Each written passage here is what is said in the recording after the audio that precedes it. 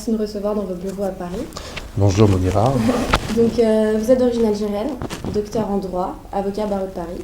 Vous êtes connu notamment pour votre implication dans la lutte contre le racisme et les discriminations en général. Mon parcours, il est un petit peu atypique.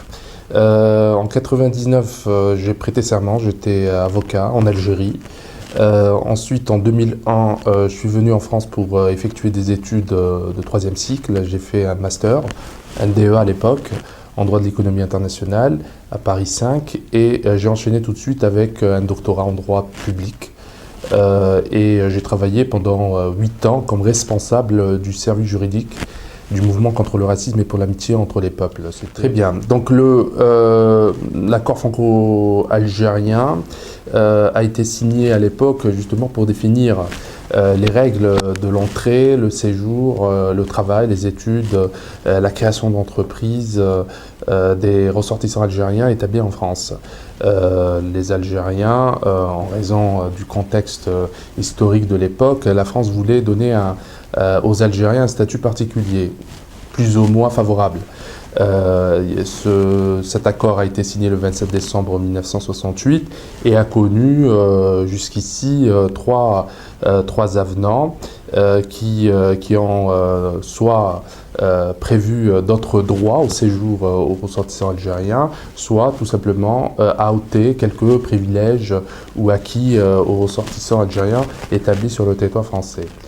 Donc il y a eu des tentatives donc dans les années 2009-2010 pour réexaminer justement l'accord franco-algérien.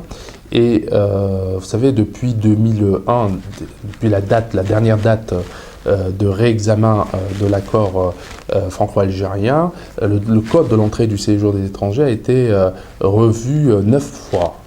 Donc vous voyez, de 2001 à 2014 ou 2015, il y a eu de nouvelles dispositions qui ont été intégrées dans le code de l'entrée et du séjour, et l'avenant franco-algérien, donc le dernier avenant, le troisième avenant, n'a pas été réexaminé, et on n'a pas nivelé ou aligné les mêmes droits accordés aux ressortissants algériens et les droits qui ont été prévus dans le code, les nouveaux droits qui ont été prévus et transposés dans le code de l'entrée et du séjour des étrangers.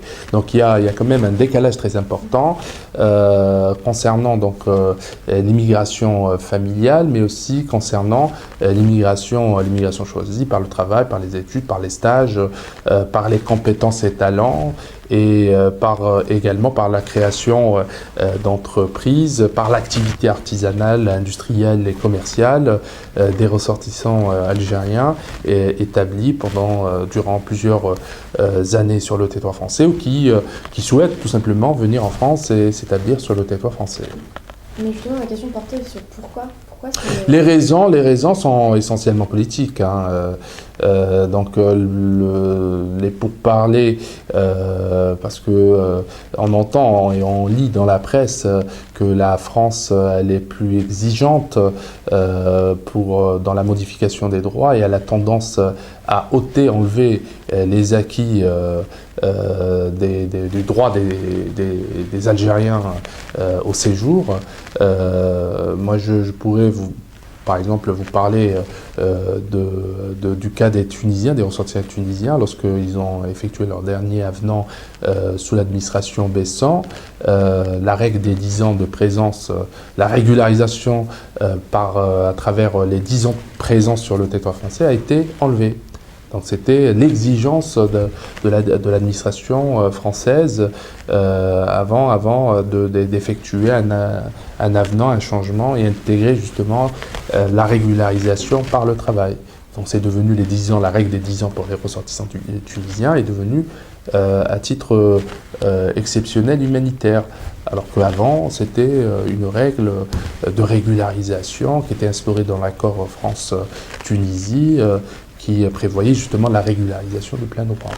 Je ne sais pas si l'administration algérienne fait le travail correctement, c'est-à-dire est-ce qu'elle a cette volonté, cette motivation d'imposer elle aussi ses conditions sur le bien-être et le respect tout simplement du droit au séjour des ressortissants algériens en France. Moi je pense que l'Algérie, au jour d'aujourd'hui, elle a des arguments de pression parce qu'il y a un rapport de force économique qui est installé, que la France pourrait éventuellement céder et que le ressortissant algérien pourrait avoir un statut véritablement favorable sur le territoire français.